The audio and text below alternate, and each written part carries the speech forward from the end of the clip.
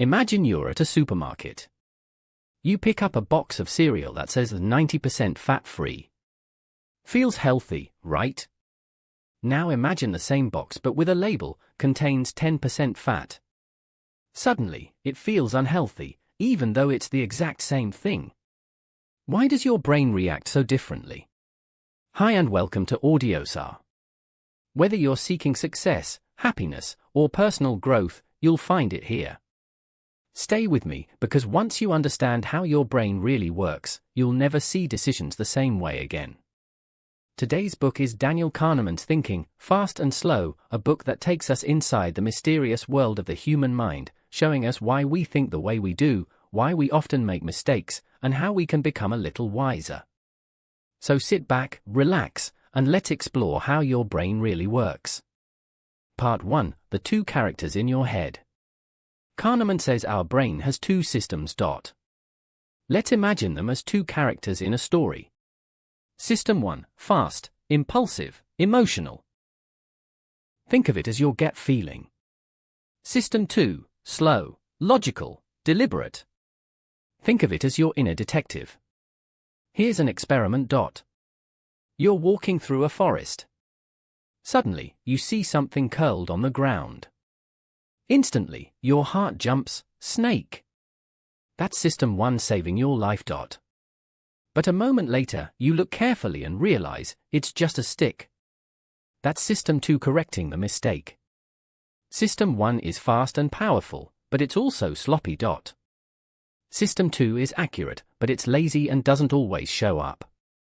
And most of the time? System 1 runs the show. Part 2. The tricks of intuition. System 1 is like a magician, clever, but it loves shortcuts. Here's a classic puzzle. A bat and a ball cost $110. The bat costs $100 more than the ball. How much is the ball?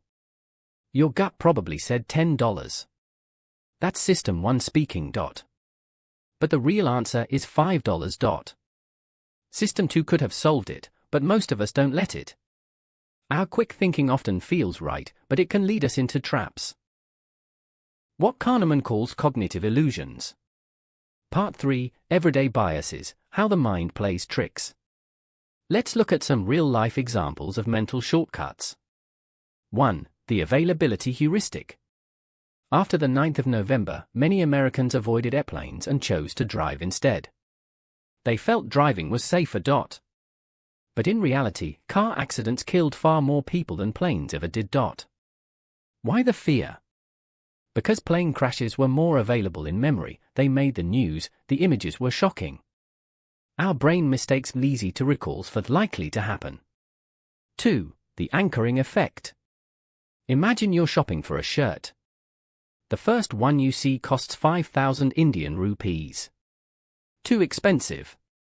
Then you see another one for 2,000 Indian rupees, suddenly, it feels like a bargain. But 2,000 Indian rupees is still a lot for a shirt. The first price you saw acted as an anchor that shaped your judgment. Kahneman once did an experiment where he spun a wheel with random numbers in front of people. After that, he asked them to guess the number of African countries in the UN. Those who saw a higher wheel number guessed higher, those who saw a lower number guessed lower. Their brains were anchored by a completely random number. 3. Representativeness bias. Meet Linda. She's described as bright, outspoken, and deeply concerned about social issues. Now, which sounds more likely? A. Linda is a bank teller. B. Linda is a bank teller and active in the feminist movement. Most people pick option B. But mathematically, it's impossible. Option A must always be more likely, because every feminist bank teller is still just a bank teller. Yet our brain jumps to the story that feels right, even when it defies logic. Part 4. Overconfidence and bad predictions. Kahneman shows that humans are way too confident in their predictions. Think of stock market experts. Many of them make bold predictions on TV, the market will rise this quarter. But studies show their accuracy is barely better than chance.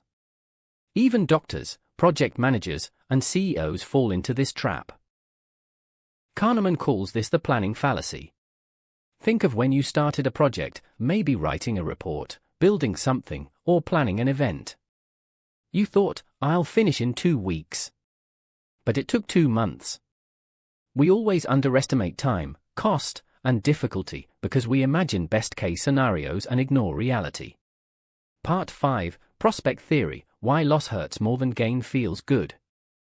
Kahneman's Nobel Prize came from showing that people don't act like rational calculators.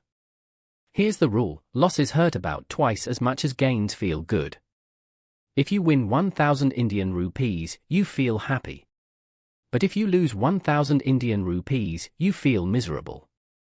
That's why gamblers chase losses, why investors hold on to bad stocks, and why we avoid risks even when the odds are in our favor.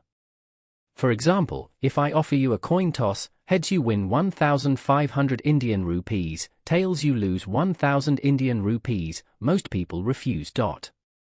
Even though the math says it's a good bet, the fear of loss dominates.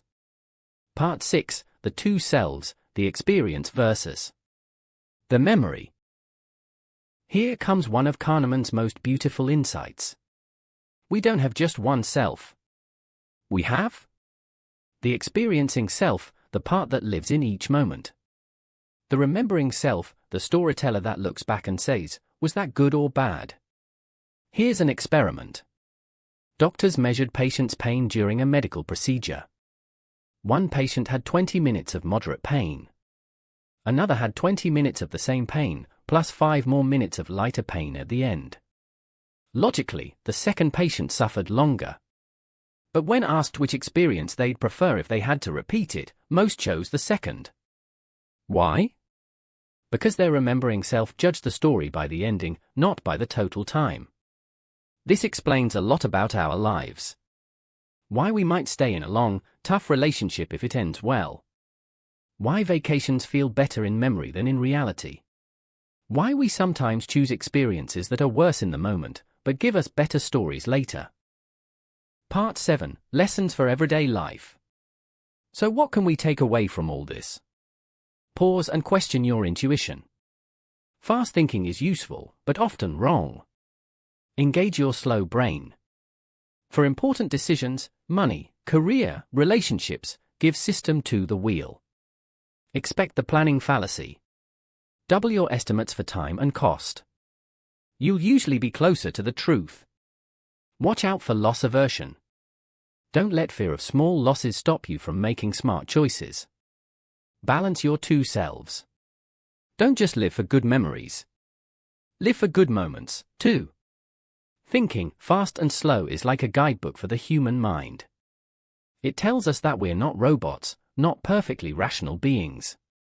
We are storytellers, shortcut takers, pattern seekers, sometimes wise, often foolish. But by learning about our two systems, by slowing down when it matters, and by understanding the illusions of our mind, we can live with more awareness and maybe make slightly better choices every day. And that's the timeless gift of Daniel Kahneman's masterpiece. Remember, wisdom grows when you make it a daily habit. So listen to one book a day, and make it part of your journey. Thank you for listening to this story on Audiobook. If you found value in it, don't forget to like the video, share it with others, and subscribe to the channel for more audiobook-style summaries and timeless wisdom. This is Audiobook, where stories speak to your soul.